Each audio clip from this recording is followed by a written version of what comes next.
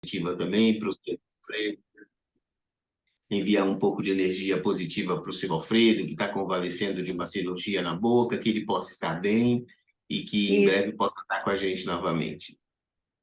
Muito bom. Muito Hoje a nossa reunião, a nossa conversa vai ser um pouco mais amena. Da última vez eu trouxe um tema meio áspero aqui, não é? Mas dessa vez é um pouquinho mais tranquilo. É uma história, não é? De um grande contador de histórias que é Humberto de Campos. Eu gosto muito do estilo dele, né? E esse texto, o livro A Boa Nova, também é um livro muito caro. Eu gosto muito desse texto, né? Então, eu escolhi o capítulo 2, né? E preparei uma exposição a respeito desse capítulo 2. E aí a gente vai terminar com um gostinho de quero mais, mas aí a gente pega em casa os outros capítulos e lê o restante do livro, né? Eu vou compartilhar a minha tela aqui, assim. Muito bom.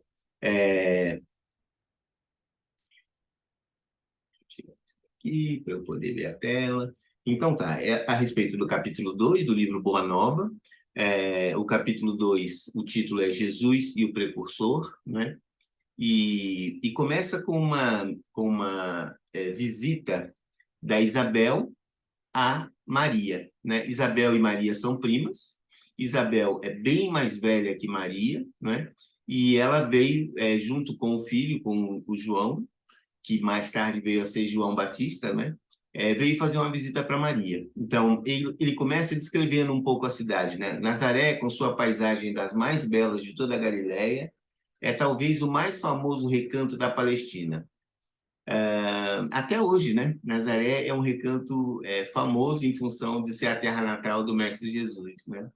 Suas ruas humildes e pedregosas, suas casas pequeninas, suas lojas singulares se agrupam numa ampla concavidade em cima das montanhas. Seus horizontes são estreitos e sem interesse. Então, é como se ela tivesse assim no meio de uma, a gente pode dizer, uma cratera de vulcão. Não é uma cratera de vulcão, mas é como se ela estivesse no meio e montanha em volta, né? Então, nesse sentido que o horizonte é restrito, né? Mas se você sobe um pouquinho, né, a gente encontra as mais famosas perspectivas, ou seja, uma visão muito bonita de todo o redor de Nazaré, né? Maria recebeu a visita de Isabel e de seu filho João em sua casinha pobre de Nazaré. Aí a Isabel diz, bom, aí elas já estavam conversando, eles já tinham tomado café, já estavam ali com um bate-papo, né? Não sei se tomava café na época de Jesus, mas enfim, como se fosse hoje, ele já tomou um cafezinho, um pãozinho de queijo, e estão ali conversando, né? Aí a Isabel diz, o que me espanta, Isabel,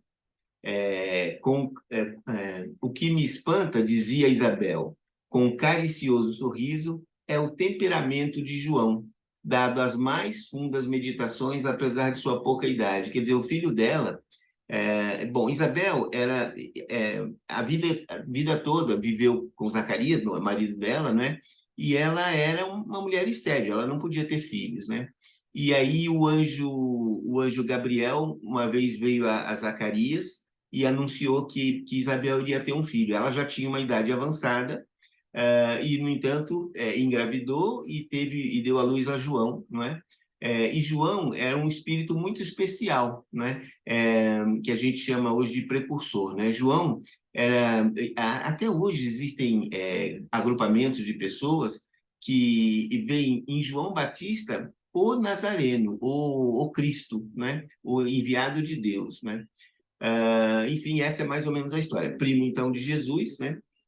E aí, desde criança, João já tinha esse comportamento um pouco diferenciado. Ficava meditando, ficava pensando, né? E aí a Maria responde: essas crianças trazem para a humanidade a luz divina de um caminho novo. Maria também já tinha uma sensação assim a respeito do filho, a respeito de Jesus, né? Que era uma criança diferenciada.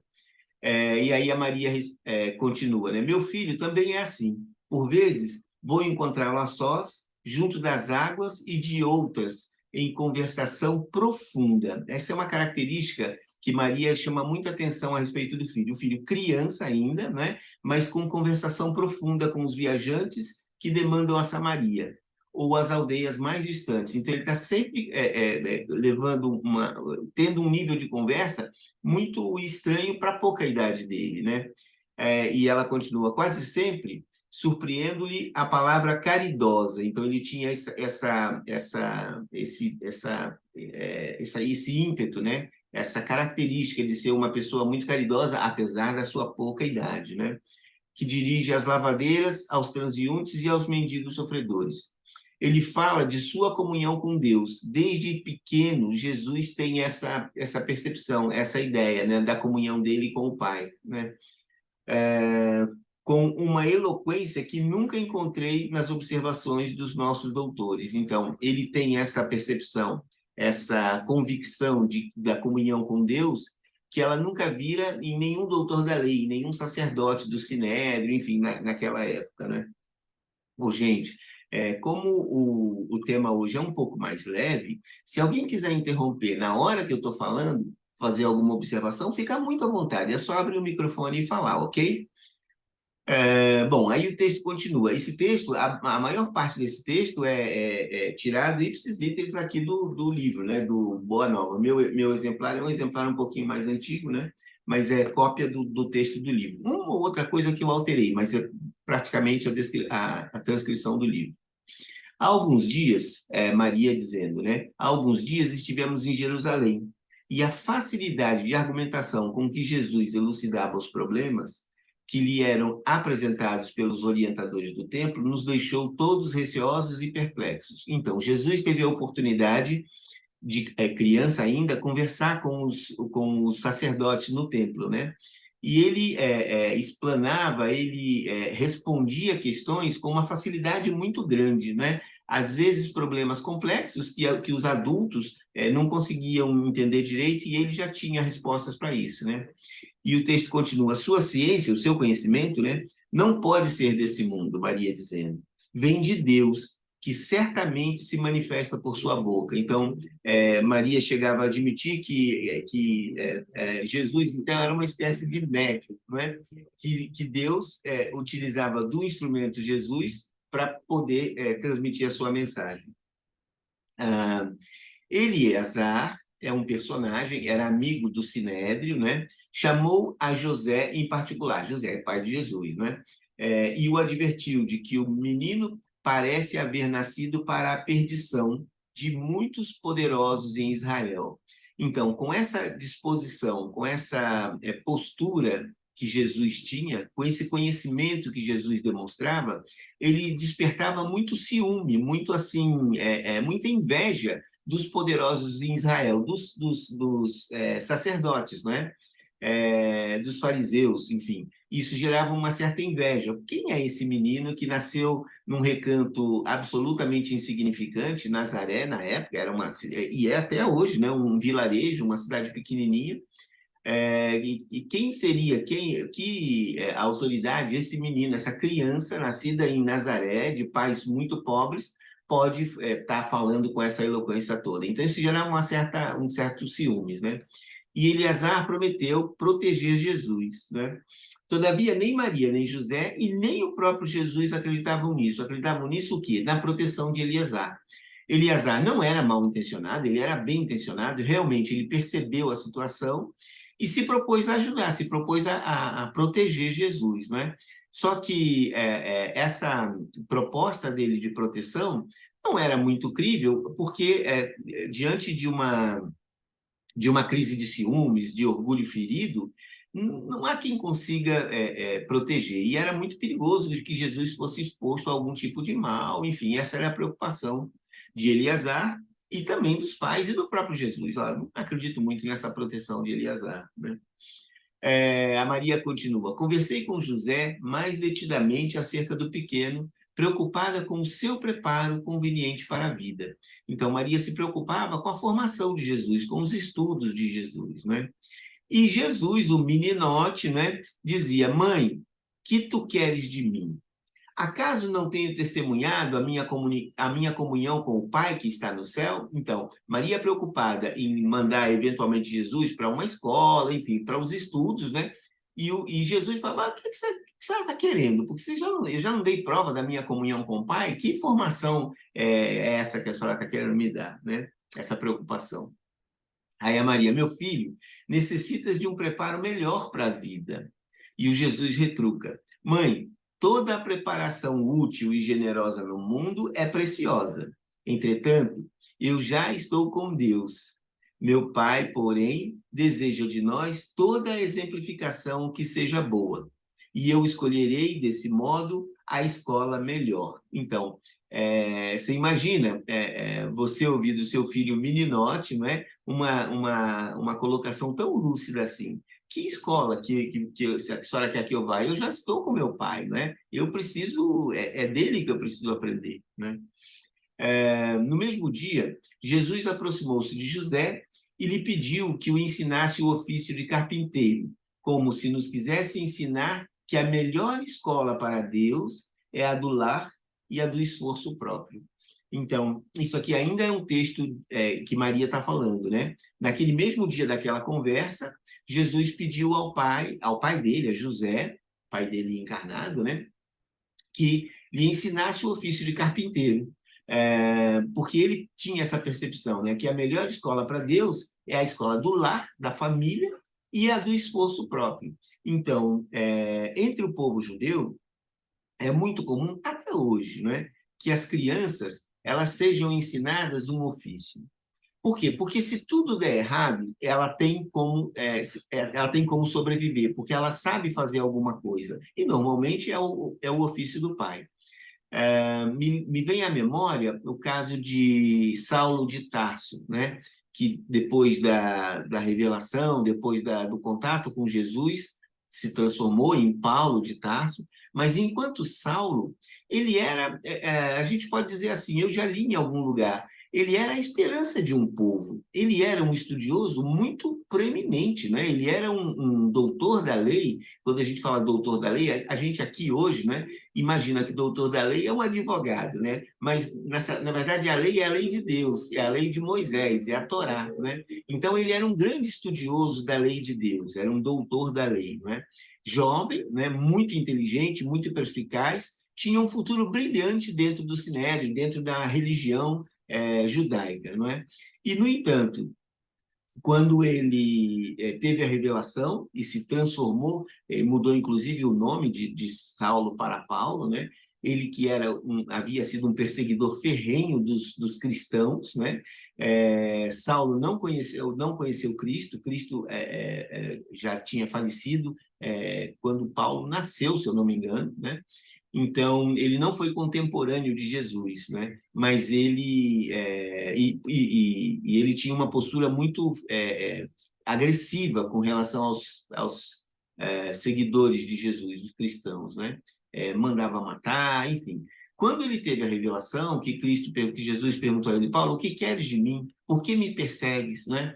E aí todo aquele impacto que ele teve, ele se transformou de carrasco dos cristãos, ele passou a ser amigo e protetor dos cristãos. E, consequentemente, despertou a ira, o ódio, a indiferença dos seus antigos pares, né? Então, ele foi escorraçado, enfim, ele não era mais aquela pessoa útil às convicções judaicas. Ele era de uma família muito abastada, muito rica. Ele voltou, depois da revelação, ele voltou à cidade dele, a Tarso, para ter com o pai. O pai renegou ele, não quero saber, você não vai levar nada de mim, né?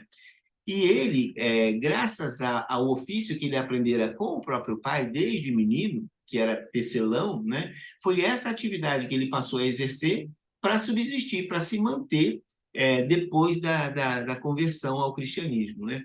E ele, porque assim, é claro que como pregador, várias pessoas tendiam a dar presente a ele, a ajudar ele, a dar comida, a dar abrigo, né? Mas ele não podia viver à custa dos fiéis, né? Ele tinha que ter a atividade dele, e ele tinha uma profissão, ele tinha um ofício, né, de tecelão. Então, ele exercia a profissão de tecelão para próprio sustento, além de fazer as pregações que ele fazia.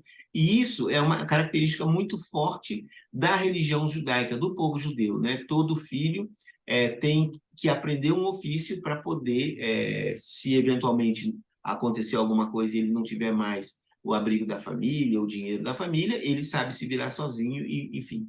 E esse é o caso de Jesus, né? Jesus pediu a José que lhe ensinasse o ofício.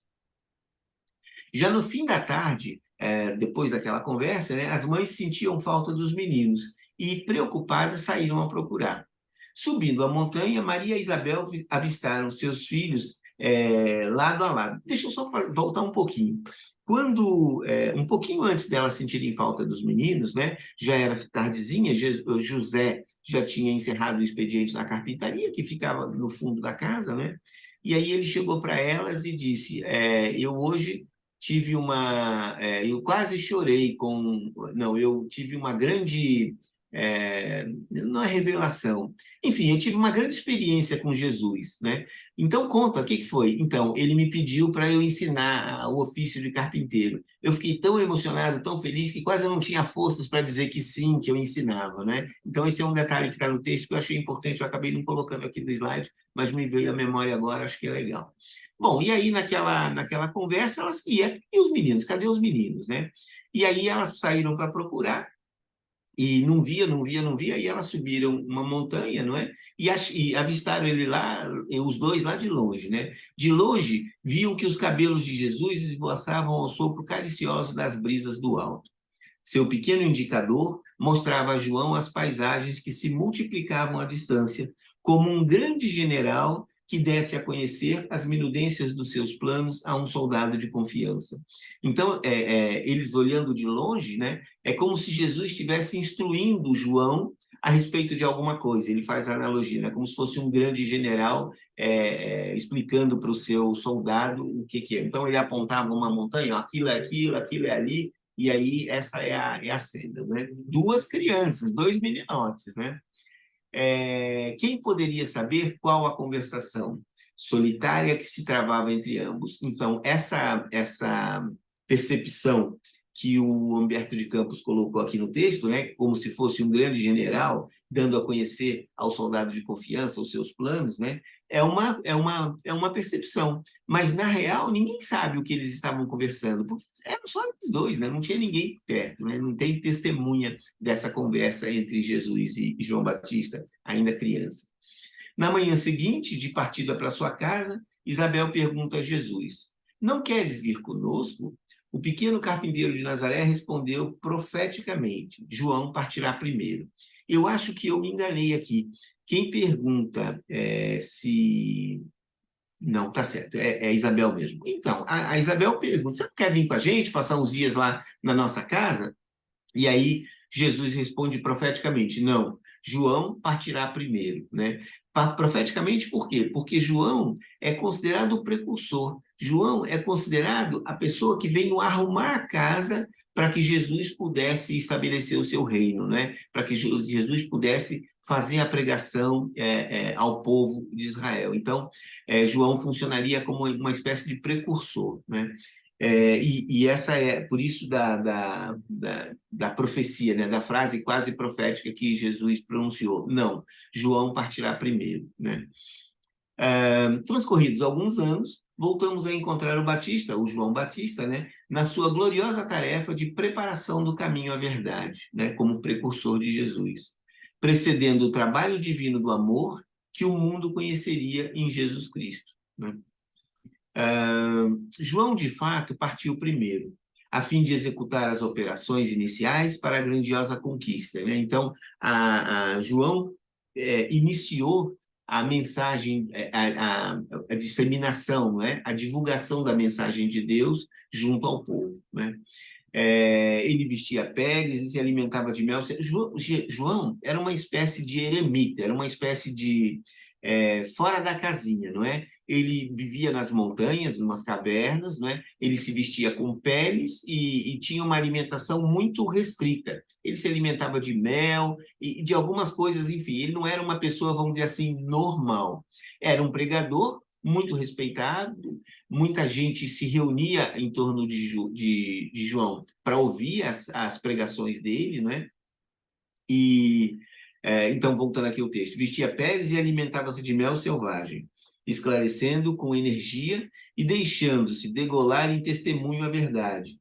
Ele precedeu a lição da misericórdia e da bondade, né? Então, voltando àquela frase profética de Jesus, João partirá primeiro. Partirá primeiro no sentido de iniciar a pregação, de iniciar a divulgação da palavra de Deus, e também partirá primeiro no sentido de morrerá primeiro, desencarnará primeiro, né?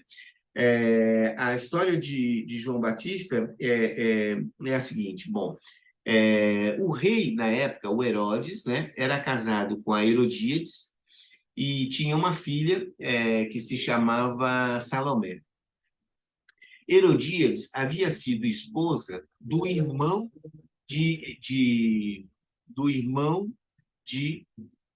Herodes. E ela renegara o marido e casara-se com Herodes, né? Então, ela meio que trocou de marido, né? E isso, na época, era um pecado, era uma coisa contra a lei. E João Batista, que era um defensor da lei, que era um pregador da virtude, né? Era muito combativo com relação aos bons costumes, né? E, numa certa ocasião, vinha uma comitiva, né, de Herodes com a sua esposa, com Herodíades, né, caminhando, e eles foram parados por um grupo de, vamos dizer assim, de revoltosos, né? E João Batista era o líder desse grupo.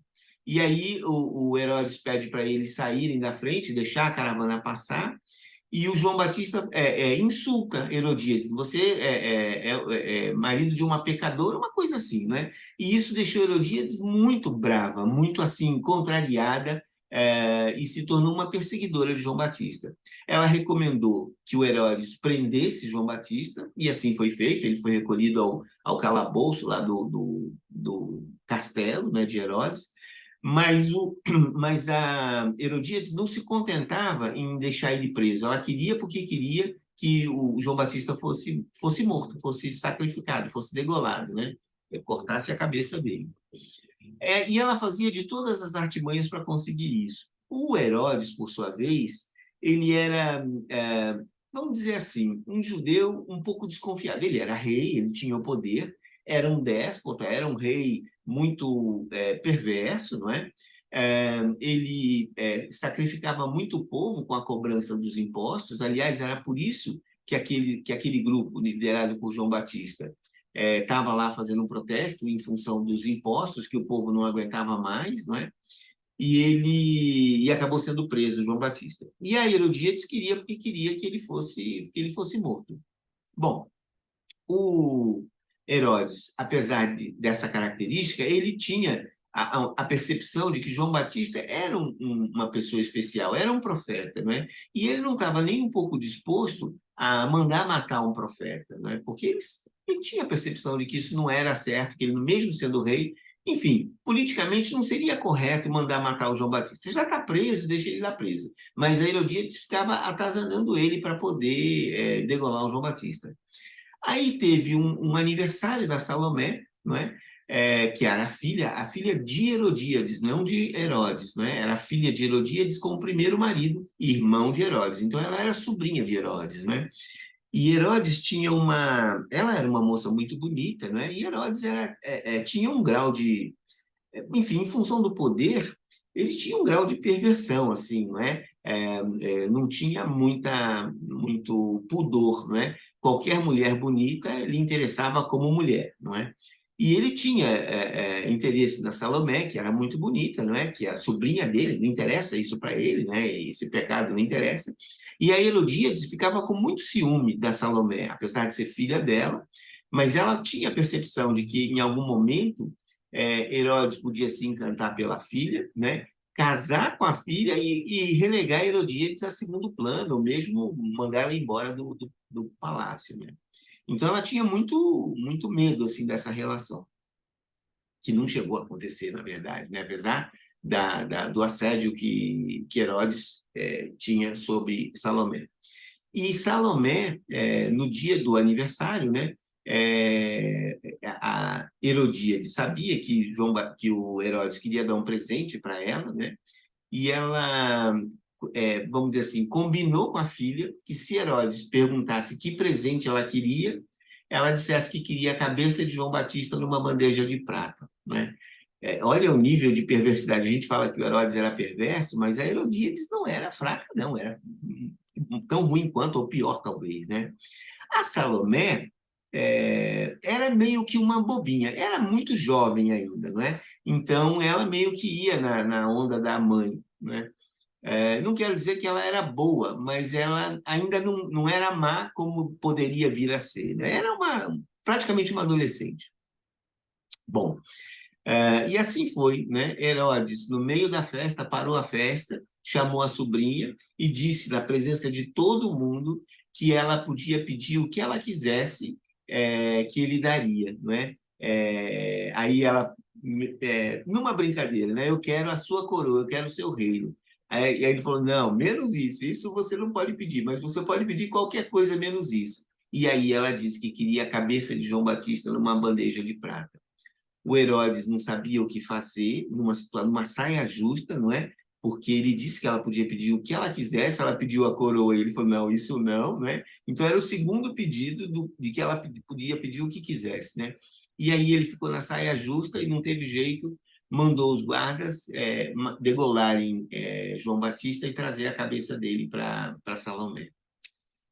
Imagina a cena, não é? Aí, quando a Salomé nem tinha ideia da gravidade disso, do que isso representaria, não é? E aí chegou a cabeça de um guarda com uma bandeja de prata, e coberta, não é? Aí tirou o pano e era a cabeça de João Batista ensanguentada de presente para Salomé. Aí, gente, foi aquele mal-estar, não é? A própria Salomé saiu do ambiente, se recolheu ao quarto dela, e o Herodes, o rei, não é?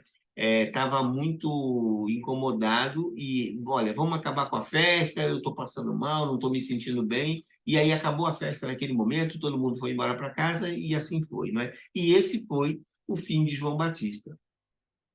Por isso que ele diz aqui no texto, o Humberto de Campos, né? O João Batista vestia-se de peles e alimentava-se de mel selvagem, esclarecendo com energia e deixando-se degolar em testemunho à verdade, né? Ele precedeu a lição de misericórdia e da bondade. Bom, o texto continua. Encontramos João Batista, um dos mais belos de todos os símbolos imortais do cristianismo. Encontramos em João Batista, não é? Um dos mais belos símbolos imortais do cristianismo. Salomé, a enteada do rei Herodes, a futilidade do mundo. Herodes e sua mulher, o convencionalismo político e o interesse particular. E João era a verdade. Então, esses quatro personagens, né? Salomé, que era a enteada do rei Herodes, era a futilidade do mundo, representava a futilidade do mundo. Herodes e sua mulher, e Herodíades, né? Era o convencionalismo político e o interesse particular. E João Batista representava, então, a verdade, né?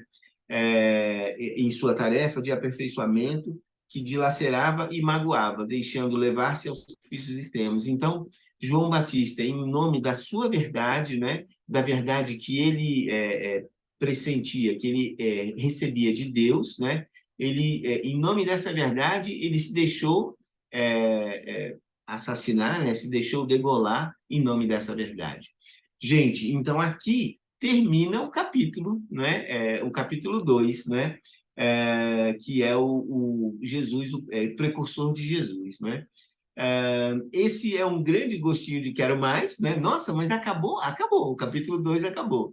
E aí segue o capítulo 3, o capítulo 4 e assim vai. Minha recomendação, não dá, gente, para parar a história nesse fim de capítulo 2, né? Então é muito importante ler o capítulo 3, o capítulo 4 e assim por diante. Então, esse texto Boa Nova é uma recomendação que eu faço com grande veemência. Bom, dessa forma, era o que eu tinha para hoje, né? E quero agora, diferente do que a gente fez na última vez que a gente estava junto aqui, que eu falei por quase 1 hora e tanto, né? E não deixei ninguém debater, né? Então, hoje eu gostaria de abrir um espaço para gente conversar, para a gente poder debater a respeito desse tema, não é? Quem gostaria de começar? A gente estava fazendo uma comidinha, né? Um pãozinho que a Carla comprou, uns queijinhos e tal. E aí tava veio um comercial chamando para o Som Brasil, né? Que o Pedro Bial vai entrevistar o Zeca Pagodinho, né? E aí eu falei, nossa, esse Pedro Que Bial é bom. um jornalista tão importante, né? Mas ele se mete em cada roubada, ele ficou anos na frente do Big Brother, coisa que não tem nenhuma. Eu gosto de novela, Simão, mas Big Brother eu não tenho estômago para assistir, né? Eu assisti o Big Brother 1, o Big Brother 2. Gente, a gente vai entrar no Big Brother 24. É inacreditável. Há 24 anos a gente assiste essa bobagem todo início de ano na tela da Globo. É inacreditável. E o Pedro Bial iniciou, né, o Big Brother. Na época, era assim, não dava para acreditar que o Pedro Bial, um jornalista tão brilhante, e efetivamente ele é uma pessoa muito inteligente, não é? Ele cobriu muito tempo no Oriente Médio como correspondente internacional, enfim, é um jornalista de primeira linha. Vou Fazer se Big propor Brother é aqui. inacreditável. E aí ontem anunciou o Som Brasil que ele vai entrevistar o Zeca Pagodinho. Eu falei, nossa, inacreditável, Zeca Pagodinho, não tem cabimento. Aí a Carla, nossa, como você é rabugento. Afinal de contas, o Zeca Pagodinho é um ícone da música popular brasileira. Eu, desde criança, ouço o Zeca Pagodinho, né? Então, para de ser chato, para de ser rabugento, né? Enfim, é só uma coisa que aconteceu, né? E essa rabugice toda é mesmo, o Simão, a gente perde um pouco a paciência, né? Na verdade, quando a gente vai ficando mais velho, a gente vai perdendo um pouco a paciência com bobagem, né? Então, eu me solidarizo com você, eu também não tenho muita paciência, às vezes eu perco mesmo a paciência. Outra coisa que você falou, parecia uma novela. Gente, eu acho que isso daria uma novela incrível, esse texto da Boa Nova, não é? Se alguém quisesse produzir, isso daria uma excelente